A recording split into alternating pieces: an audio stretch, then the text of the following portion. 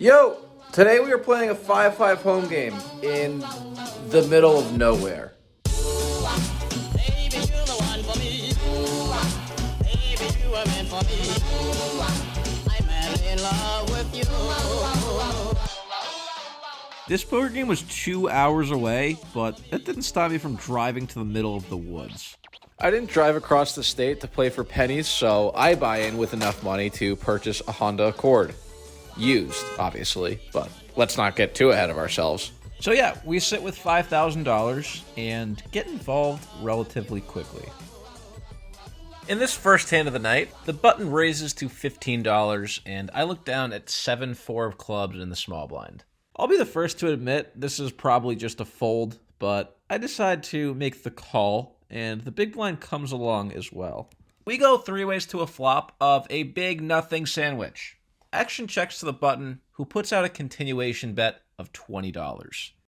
I certainly don't blame you for folding. I mean, we have 7 high, so that's probably not a great hand, right? But it felt like the button was c-betting with a lot of overcards, and if we put in a check raise, he's going to have to fold a lot of his air.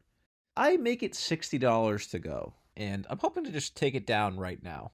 If my plan were a bird, it just flew straight into a window, because the big blind calls. That's not good. The button does indeed fold. This is where my ass gets into a leveling war with myself. Here's what we call street poker, which is the kind term for being an asshole. If the button is blindly c-betting, I can check raise with a ton of air, and if the big blind recognizes this, he can then float me with a bunch of air, trying to steal it away on later streets. I overthink hands like this at times, but the difference is this guy is a law-abiding citizen, and I'm just an asshole. Anyways, we go off to a turn card, and I place a bet of $150, hoping to generate a bunch of auto folds from stuff that floated. But of course, there's no floats. He just has nuts. I get raised to $400, and even though I have an open-ended straight draw, I can't chase because it's a paired board and I might be drawing dead. So I unfortunately fold. Sure enough, the guy's A6, so nice job, dipshit. This one's not going to get through. Not to worry, as pocket queens are coming in to save the day. I'm on the button, and under the gun one raises to $30. The hijack calls. Women are generally expensive creatures, so when we have 2 of them, we're either going to get rich or break the bank trying. I put in a 3-bet to $125. The original raiser folds, but the hijack makes the call. Going heads up to a flop of Jack 6 Deuce Rainbow. The hijack checks to me, and this player doesn't have a lot behind, so if I bet small, it's going to be very easy to get the money in on the turn.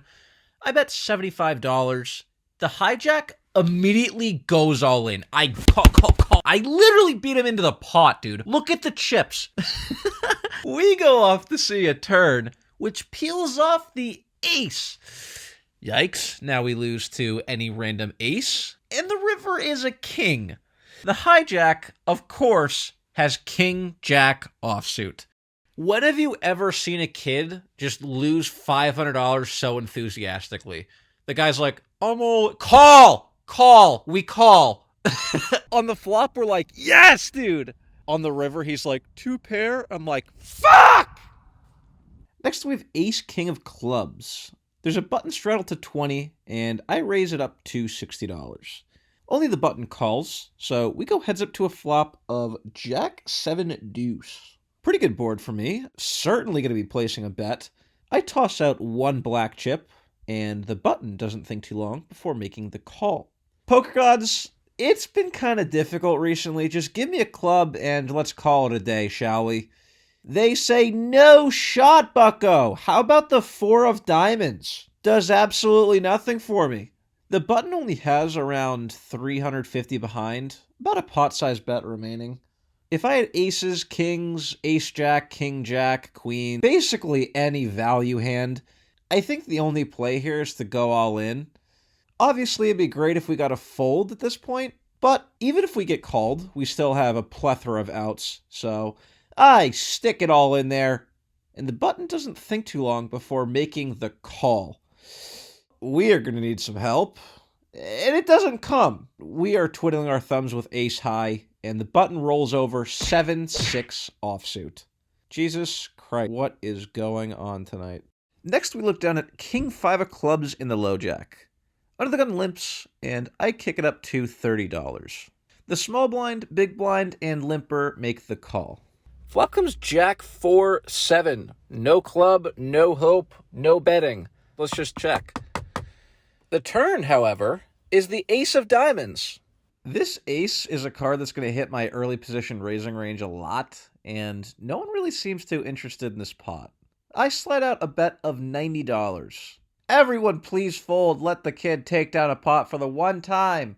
The small blind folds, but the big blind goes into the tank. I genuinely could have filed my taxes, watched a movie on Netflix, and this guy still would have been thinking, well, it was a long time. After a while, the big blind slides in a call. Shit, that is not what we're looking for. Under the gun folds, so we're going heads up to a river, which helps us out. It's nothing. It's just false optimism. The big blind checks it over to me. For all this guy knows, I can have ace 7, ace 4, ace king, ace queen. These all sound like pretty good hands, no? A lot of hands that would continue betting for value, and let's be real, I have king f***ing high. That's probably not going to be best if I check this back. I think this guy is capped to like ace 6, ace 8. I think betting again is going to put hands like that in a tough position, and there is missed straight draws and missed diamond draws, so I don't know, dude. Let's close our eyes and throw out a bet of $250. This guy moans and groans. He's like, oh, dude, do you really have it? In my head, I'm like, buddy, I have king high. Please find a fold button. One time, please. The guy's like, no shot. You're 20 years old. I call. And I'm like, fuck! He flips over ace 10 offsuit. Clearly just on a roll tonight. We bluff it off again. Shortly after, we look down king jack offsuit in the big blind. The low jack raises to $35, and I make the call. Flop comes 10-6 deuce with 2 spades. I check, and I actually had the intention of check raising. That's what makes live poker so much better, because your opponents give off a bunch of subconscious tells. Internally, something within me subconsciously is like, yo, this guy's full of shit! With that in mind, my buddy Eric ends up checking it back. Not a problem. We are going off to a turn card, which peels off the queen of diamonds. Very interesting, as we are now open-ended. I decide to bet on this card for the entire size of the pot. After a little while, Eric makes the call. So once again, we are looking for some help on the river. No shot, dude. Why would we ever improve? Once again, we are sitting here twiddling our dinky little phalanges with king high. Backdoor diamonds miss. Our straight draw misses as well. However, jack 9 makes a straight. So, if we have king jack, we could obviously have jack 9. We unblock the flush draw missing, which is great for us. Once again, gonna need to place a bet if we want to win this hand. I throw out $200. Repping king queen, queen jack, queen 10, any set, jack 9, stuff of that nature. Thankfully, Eric finally folds, and we actually win a hand. My God, it's possible. Next, we look down at ace-king offsuit in the hijack. Under the gun raises to $50. Just a standard 10x open. I have ace-king, dude. What do you want me to do? I put in the 3-bet to 150. Action folds back to the original raiser, who puts in the 4-bet to $450. I feel kind of obligated to 3-bet, because if he had queens, jacks, or 10s, he would just call my raise. But by putting in a 4-bet, it's pretty clear to me that he has aces or kings, which we are absolutely smoked to. This allows me to get away, and I frustratingly fold. Sure enough, this player flashes aces. Here we pick up pocket 9s in the low jack. There's a button straddle on, the big blind limps, and once again, under the gun raises to $45.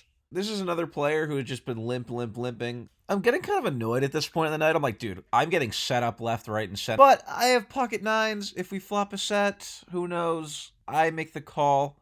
The big blind tags along as well. When there are 4 people in a 3-bedroom home, what do you call that? You could call it a full house, right?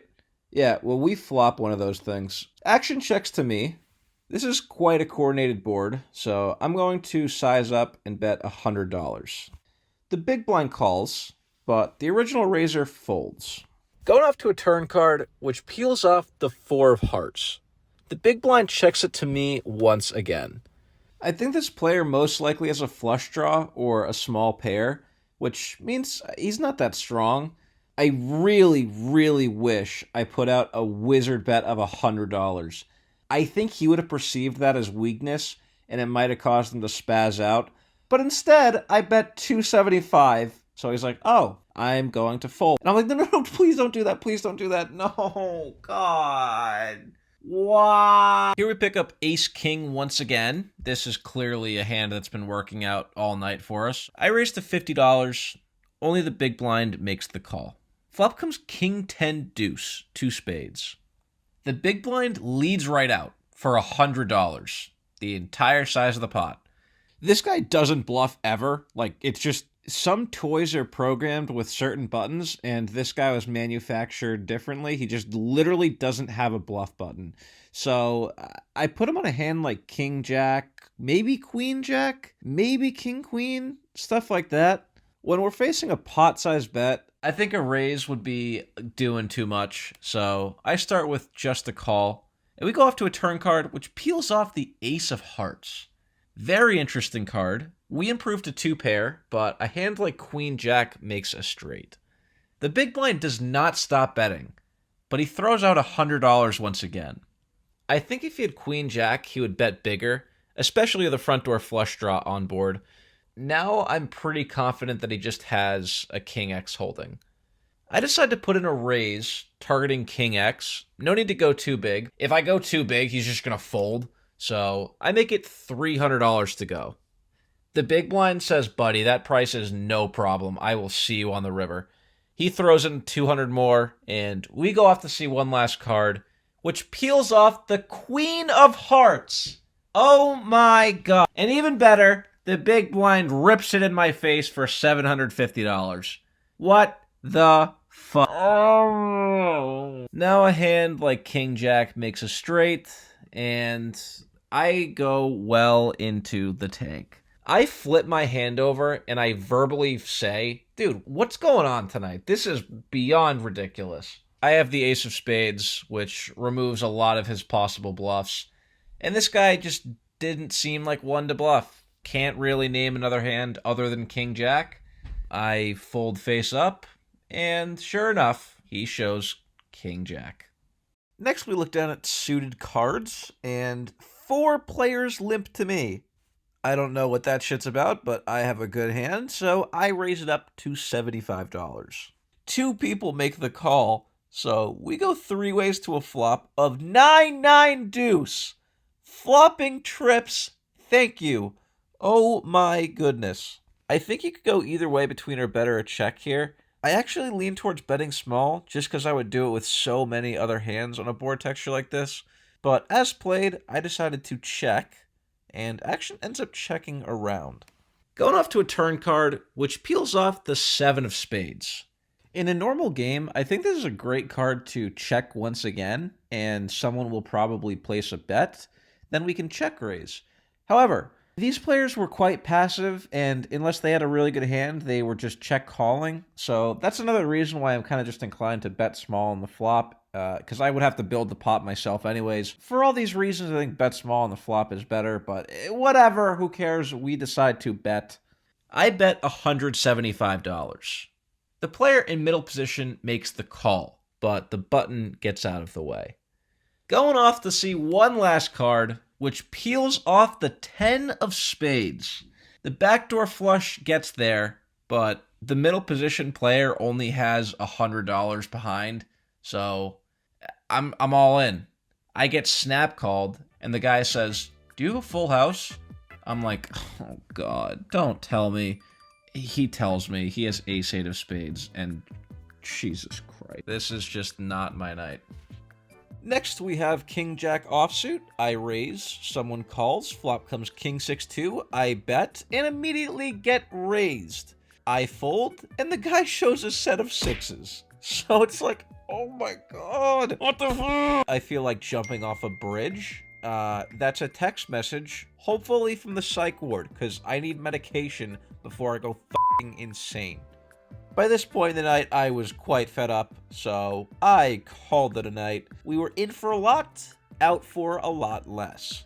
Don't be too upset, because I played 5, 10, 20 the very next day, and I had my largest win ever. Good news. Awesome. Fantastic. If you don't like amusement rides, don't play poker, because it's a straight roller coaster. But yeah, thanks for watching. See you in the next one. Leave a like and sub, by the way, please. Thanks. Bye.